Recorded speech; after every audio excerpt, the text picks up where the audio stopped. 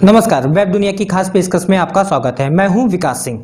2020 में जहां आम आदमी पर कोरोना की मार पड़ी थी, तो अब महंगाई की मार पड़ी है।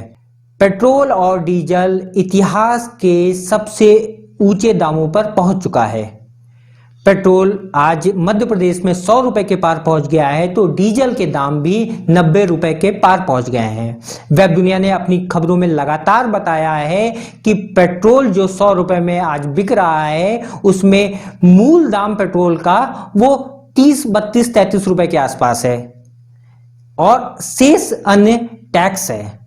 टैक्स जिससे कि सरकार का खजाना बढ़ता है।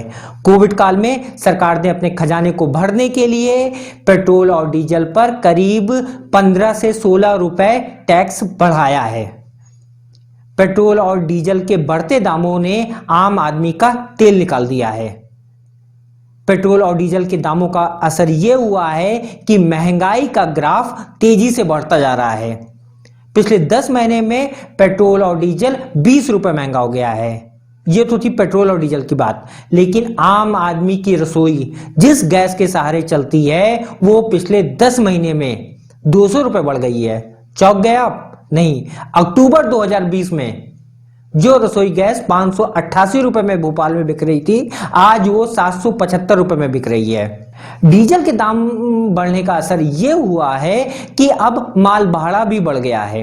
इंदौर ट्रक ऑपरेटर एसोसिएशन ने 30% माल भाड़े बढ़ाने का ऐलान कर दिया है। केंद्र सरकार एवं राज्य सरकार दोनों के द्वारा पेट्रोल डीजल में रेट और मूल्य वृद्धि करके आग लगा दी गई है, जिससे परिवहन विभाग आज हमारा परिवहनकर्ता और आम मोटर मालिक जल रहा है।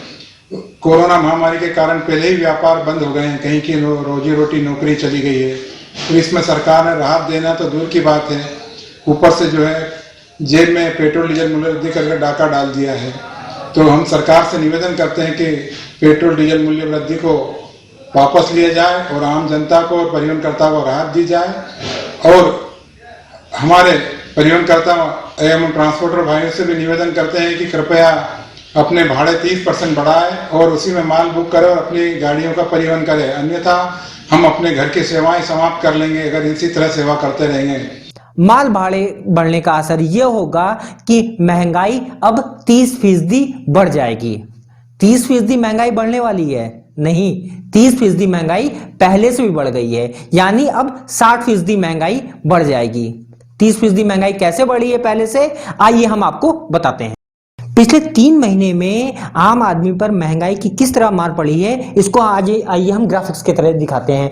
ब्रांडेड आटा जो नवंबर 2020 में 5 किलो 150 रुपए का बिक रहा था, आज वो 180 रुपए किलो बिक रहा है। अरहर दाल जो नवंबर में 70-80 रुपए में बिक रही थी, आज वो 100 से 110-120 रुपए तक बिक रही है। मसूर दाल जो 65 रुपए में बिक रही थी, आज वो 80 रुपए में बिक रही है। सबसे बड़ी बात है कि तेल जो सरसों का तेल होता है, पाम ऑयल होता है, उसके दामों में पिछले 1 महीने में ही 50 रुपए किलो की बढ़ोतरी हो चुकी है।